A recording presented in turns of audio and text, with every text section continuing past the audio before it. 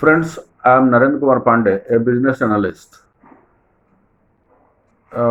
This is my second video, and in my first video, I had explained about the evolution of marketing. And in the last of my that video, I had committed with you very soon. My next video will come, in which I will explain and introduce about the marketing. Actually, what is marketing? Basically, many scholars and many authors have defined marketing in their own ways and in many ways. Renowned scholar Philip Kotler, who is also known as father of marketing management, defines marketing as a social process in which individuals and groups obtain what they need and want through creating and exchanging products and values with others. If we will be analyzing his definition, we will be finding that there are a lot of core concepts using that marketing process is completed. Like so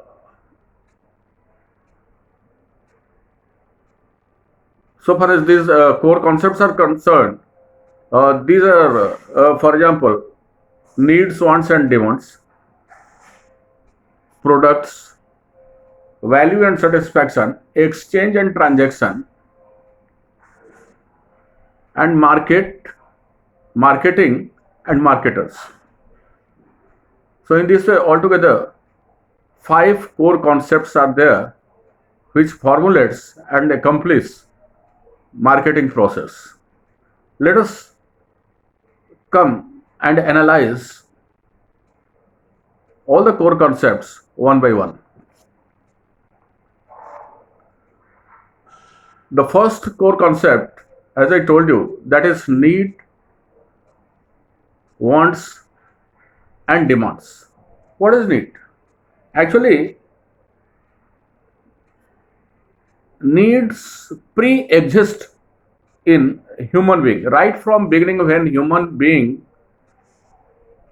was evolved on earth. Need also evolved. The basic needs are shelter, food, and clothing. And now, all these basic needs exist with each and everybody. Then, where the difference lies? The difference lies amongst the choices of the products. Needs are same, but different products satisfy different persons. So how is it possible?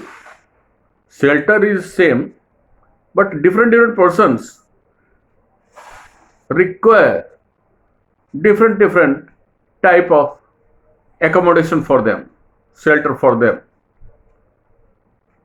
Meaning to say is that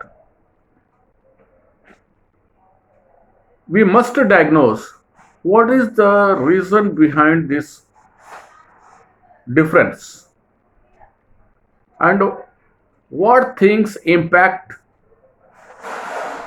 the need. Actually, it all depends upon the economic condition of a particular person, which is called value.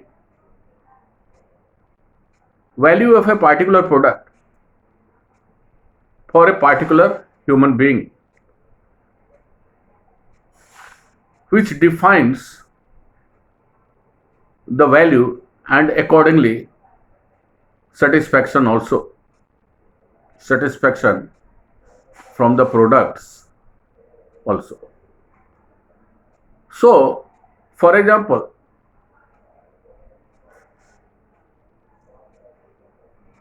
a person living in a hut or opting for a hut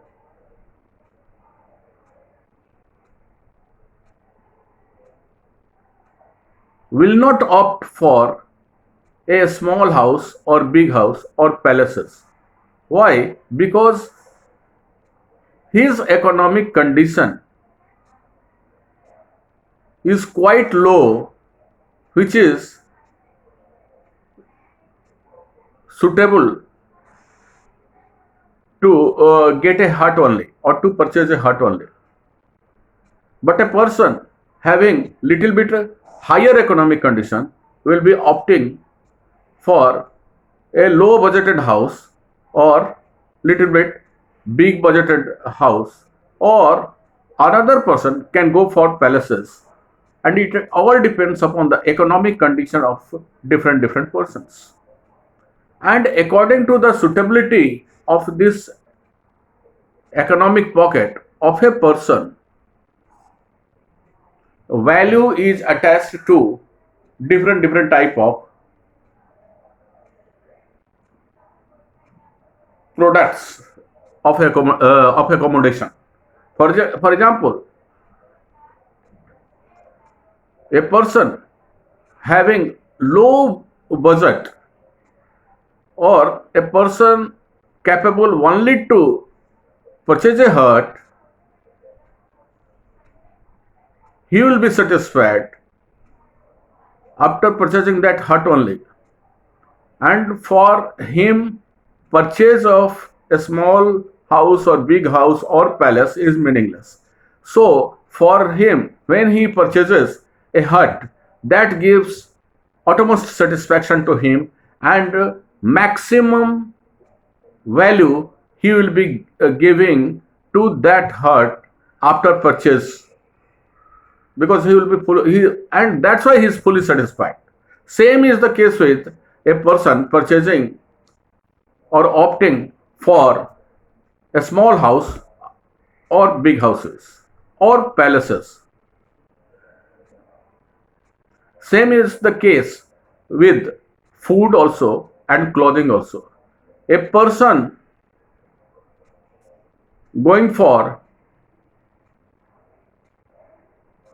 a quality food in 5-star hotel may be investing 5,000 or 10,000 on uh, on a good quality food to fulfill his appetite, and hence he will not be going to buy a food of cheaper price like 100 rupees or 200 rupees, because that will not satisfy him, because his economic pocket uh, is quite good and he can invest any amount. So he will not be liking to opt for low budgeted food.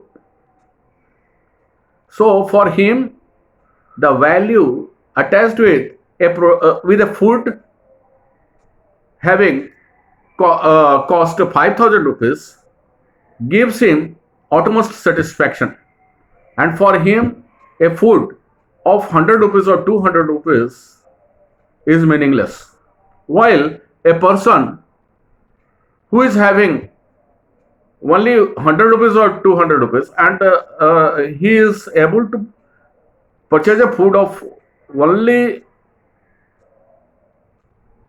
of 100 rupees and 200 rupees, he will not be going to opt for a food having prices 5,000 or 10,000 rupees. That is meaningless for him. So both the persons, if you will compare, value attached with the attached with this product food again vary.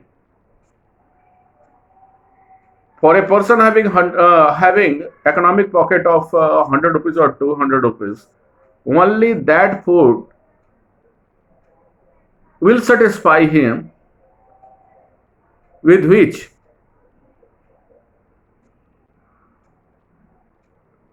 value attached is 100 rupees or 200 rupees.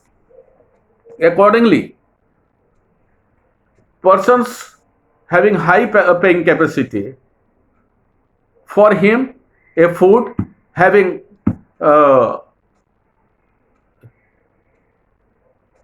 price 5,000 or 10,000 rupees, that will satisfy him, and for him this food of 100 at 200 rupees is meaningless, and for because and hence again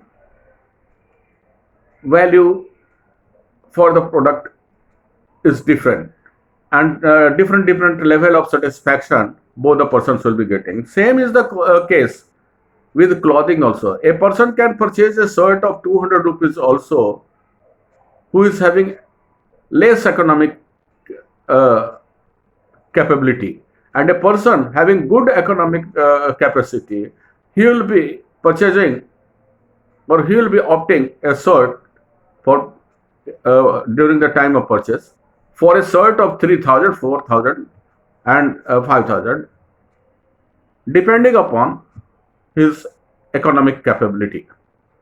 So that is what the value and satisfaction is. The next is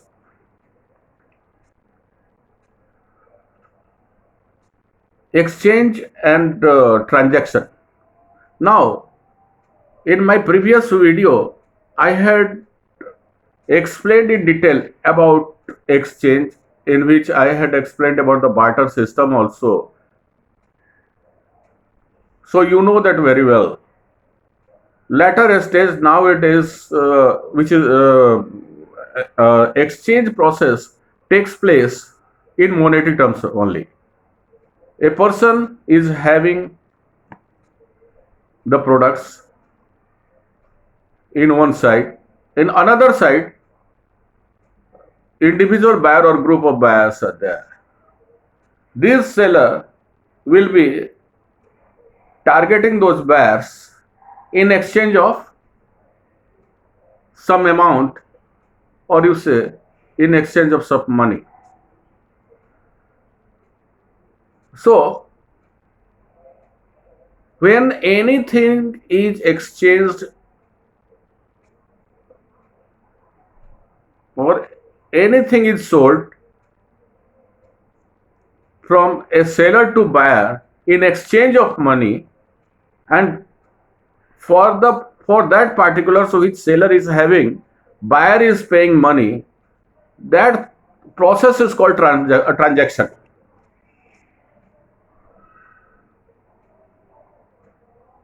So what I mean to say, when any transaction will be going on in between two persons or in between two groups,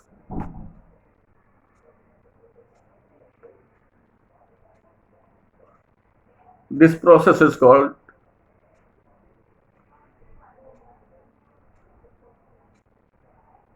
monetary transacted process to complete this exchange activities. The next and the last stage is a targeted market.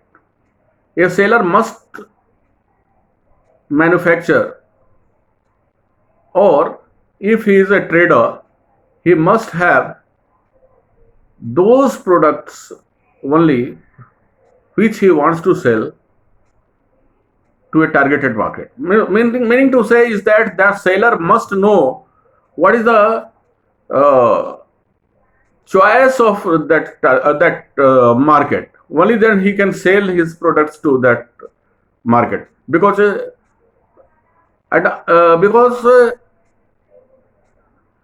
he is he has to sell his products to that targeted market. So what he must do some market research, market survey before manufacturing or before supply to that market. He must do some survey of that market, and he must know what is the choice of that market, what is the taste of that market. That is very, very essential if he wants to be a successful marketer. Now, the seller has identified the targeted market, and hence all the activities which I explained to you has to take a shape to accomplish marketing process. And for that, the role of 4Ps are very, very essential, which I will explain you in my next coming video very soon after this one.